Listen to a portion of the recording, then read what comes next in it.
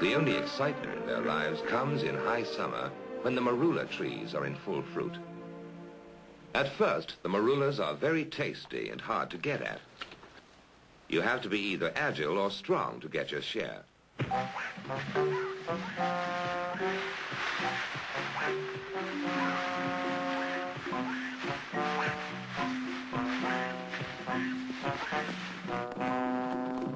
But after a few weeks, the marulas get overripe and they start dropping from the trees. Then all the animals wade in and gorge themselves on the rotting fruit.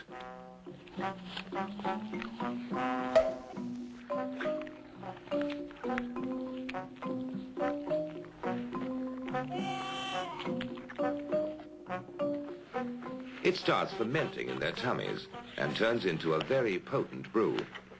So on the way home, things start happening to them.